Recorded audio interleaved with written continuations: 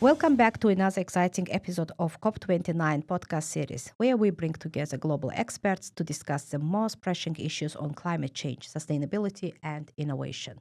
This podcast is proudly presented in collaboration with Michigan State University and Impact Azerbaijan.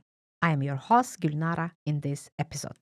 In today's episode, we have have Dr. Anjam Chaudhary, the Global Diversity, Equity, and Inclusion Program Director at Michigan State University, Office of the International Studies and Programs. Since joining MSU in the fall of 2021, Dr. Chaudhary has been instrumental in integrating a global perspective into DI initiative across campus. She ensured that diversity, equity, and inclusion are woven into all discussions, activities, and programs, both curricular and co-curricular. Dr. Chaudhary also directs the Humphrey Fellowship Program, where she has developed a global DI and intercultural curriculum component. In this episode, we will dive into the critical intersection of climate change and gender-based violence. Dr. Chaudhary's extensive experience in global DI initiatives provides valuable insight into how institutions can develop and implement policies that are both inclusive and effective in combating the intertwined in issues of climate change and gender-based violence.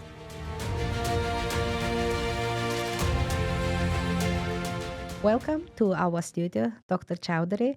Nice to meet you here. Thank you so much for having me, Gulnara. It's a pleasure. Can you explain how climate change and gender-based violence are connected? Sure. And before I do that, I would like to thank you for first holding this space to discuss issues related to climate change and gender-based violence. Because, you and I know that we generally do not pay the needed attention to these two very urgent crises. We look at them separately, but we don't look at them and are certainly not enough when brought together. But we need to look at climate change and gender-based violence as two issues that are very well connected in so many different and complex ways. When we look at any gender-based violence number, they increase as socioeconomic constraints increase. So climate-induced disasters are also increasing global gender-based violence and other existing social inequalities. And I am only stating facts here, not really sharing any novel information. So working in areas of inclusion and social justice, and being a woman of color, and raising two little girls, I thought that it was very important to join you in this conversation. And I am certainly frustrated, hurt, and also scared to see women, girls, and all marginalized groups facing higher risks due to systemic vulnerabilities, displacement, and resource scarcity. So to answer your question and to explain climate change and gender-based violence and how they're connected, I think that climate change is bringing us very sunny and warm days in the midst of February right now. I was very happy to not have to wear a heavy coat in the northern atmosphere, and I'm not going to complain about that. But also, and more importantly and more dangerously, climate change is bringing disasters and floods, droughts, extreme weathers that are profoundly disrupting livelihoods and displacing populations and increasing competitions of scarce resources. So these types of stressors contribute to a rise in domestic violence. But not just that, but also sexual exploitation, child marriages, and trafficking.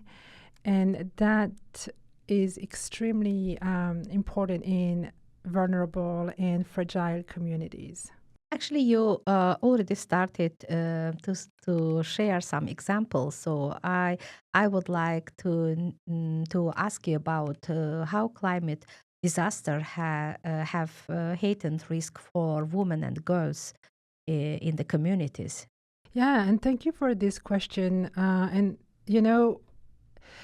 There are so many climate disasters. I mean, it's unfortunate that we just have so many examples, but I don't know if you remember the cyclone Idai in Mozambique in 2019, but there are some reports of sexual violence and exploitation in early marriage increasing because of as an outcome of this cyclone. And the increased number of women and girls in danger in displacement camps. And another example that is actually much more recent, I was in Pakistan in December 2024, and I was in the Punjab region. And when I got there, I was very excited because, again, I was coming from Northern America where it's cold to Pakistan, and it was very sunny. But as I was talking to people, they were sharing that they had not had rain in 3 months. And I was looking at the weather, and it's been now 5 months that they haven't had rains. And so these type of conditions lead women and girls, especially in villages, to walk longer distances for water. And that would not be an issue, but it is an issue because it's exposing them to a higher risk of sexual violence during those trips that they're taking. And if we want to look at the United States, there are so many reports looking at the aftermath of Hurricane Katrina in 2005, but also all the hurricanes that followed, and found that women in storm-damaged areas were at least 5 to 8 times higher risk in experiencing domestic violence. So it was the same after Hurricane Maria. Domestic violence shelters reported a surge in cases due to increased economic stresses and loss of community supports networks. Yeah, thank you sharing for these insights and the examples from the different part of the world. So my next question is about how does displacement due to climate related events increase vulnerability to gender-based violence? Yes, Gulnara, when families are forced into temporary shelters or very precarious type of settlements because of climate disaster, it's always women and girls who suffer the most, but who also suffer first. So they faced, just like other people, but they faced inadequate security, and they lack privacy, and they have very limited or no legal protection. And one thing that we never talk about is women and people menstruating in these type of conditions. It is already very hard and uncomfortable to menstruate in just a regular life, but just imagine how it is and for women who are experiencing those moments in their life, those recurring moments in this type of condition. And it's really breaking my heart to think about all those young girls who have to experience that under horrible conditions. There is a report that I read recently, the Balar Brief from refugee camps, showing that a higher rate of incidents of sexual violence and trafficking that is affecting women and young girls. What you are saying, I mean, I was just thinking that we need to answer this question, that why is it important to integrate gender responsive strategies into climate policies? And Gulnara, I wish we were not at a time when I wish we were at a time when you wouldn't have to ask me this type of question. I wish that these questions would not be in our agendas in 2025, because it's so important to integrate gender responsive strategies into climate policies just to address women's vulnerabilities, to recognize their leadership and prioritize their safety, their healthcare, and economic resilience. And it's really saddening to make such obvious statements in 2025. I would like to know, can you please share with us if there are some other successful examples of countries or organizations already implementing gender inclusive climate policies? Yes, and I will start with an example of a program that is not a policy, but that could inspire policies. And that's the example of ASMA's project, which is named We Love Reading. So MSU and ISP highlighted this project during the screening of a movie called The Neighborhood Storyteller. And it does not directly relate to gender-based violence prevention, but it gives access to reading, and it gives a community of support to girls in refugee camps. So where they could really voice their opinions, share their thoughts, and find support in a very vulnerable type of setting. But to answer your question, I think that Bangladesh is an excellent example of climate change and gender-based action plans. So the Ministry of Disaster Management and Relief of Bangladesh really integrates gender-based violence prevention into their disaster response. And so I think that this is fantastic that those countries that are the most vulnerable are making it a priority to include women and girls' protection into their the disaster response.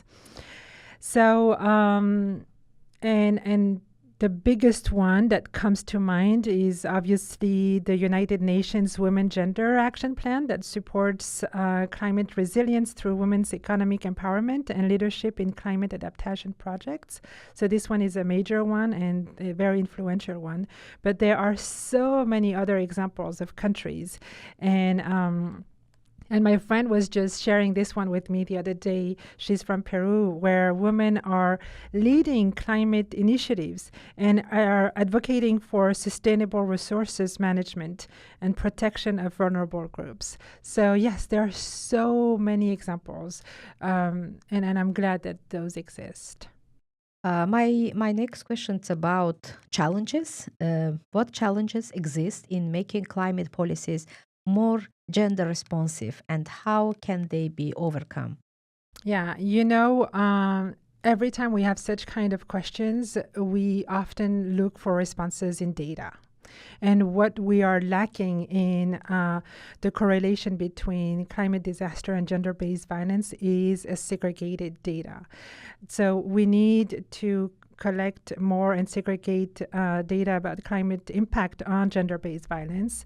Funding is another one, and it's a big one, as climate finance often overlook gender-related needs and gender-related consequences of climate disasters. So we discussed earlier policy gaps, but too many national climate plans do not integrate gender-based violence. I mean, I gave examples of a few, but those were always grassroots movements, and there is still a long way to go to include to integrate policies that are thinking about gender-based violence generated by climate disasters. And I think that one last that I would like to share with you is it's very important to mention social norms and their direct impact on women's participation in policy making. Yeah, I think it's one of another side of this medal. And so my next question is about how does climate change affect women access to resources like food, water, and healthcare, and what impact does this have on gender-based violence? The challenges that exist are so important and so numerous that I don't know where to really start, but gender responsive budgeting could be part of our government responsibilities and not be put on women and girls' responsibilities and starting grassroots movements. So if it's part of the budget, that could be one thing that could really support women-led initiatives.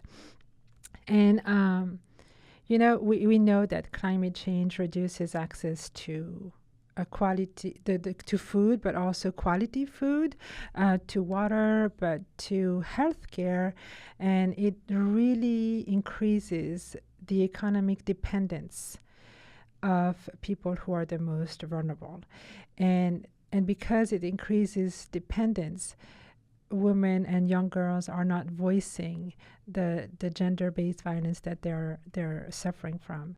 How do you see role women from marginalized group they can play in the leading climate action and policy development? Yeah, I mean, look at us today, or two women talking about climate and gender-based violence. This is what we do. We take initiative. So I think that women are leading and often are the one who start those grassroots movements and who advocate for more sustainable policies, who advocate to develop innovative climate adaptation strategies, because we are the number one, we are the front line of living the consequences of those events and suffering those consequences. So we are also creating a support group for each other. I'm just trying to think about examples, and one example that comes to me is the one that I heard from one of the Mandela Fellows who came to MSU last summer and who was sharing women-led reforestation efforts in Kenya. So women are trying to take a reinstatement of a forest in Kenya in their own hands, because they do not get the governmental support that they need. I see. For me, it's very interesting to understand how government and NGOs can collaborate, how they work together to address gender-based violence topic. Often, and we see it in all our societies, whether in the global north or the global south, when the government is not taking a topic or an issue seriously in hand and is not properly budgeting for that issue, then NGOs start growing in that area. And NGOs, non-governmental organizations, can work together with the government. And I think that they're already working without the government to create safe spaces for women in disaster-prone areas. They also are advocating for women and girls prone to gender-based violence induced by climate change to fund gender-sensitive climate resilience programs. Actually, my next question also related to the climate finance, that what role does climate finance play in supporting gender-responsive climate policies? Right. And again, I think that allocating funds for women-led climate resilience programs, safe housing, and gender-sensitive disaster responses planning are possible, but not the only responses. What do you think, how can individuals and communities advocate for more inclusive climate action? To answer this question, I will thank you first, because these kind of podcasts, these kind of initiatives to raise awareness of gender-based violence that is climate induced is very important. So thank you, because without knowing, we don't know what we can do. We came to the end of our podcast, so I have the last question, that what is your key message to policy makers regarding climate change and gender-based violence? Yes, and I think that thank you for ending with this question. And I think that in an ideal world, climate policies would all be including gender responsive programs. And that's very important to ensure that women and marginalized communities are not disproportionately affected, because that's the case. It's one thing to have all people be equally affected, but that's not the case. Women and girls and vulnerable communities are affected in much higher rate. So I think that one more thing, and I will end with that, is to invest in gender equity that strengthens the climate resilience. And so that would help reduce gender-based violence and lead to a more effective and inclusive solution. Yeah. Thank you very much, Dr. Anjam Chaudhary, joining us today. Thank you for raising the awareness. It's very important.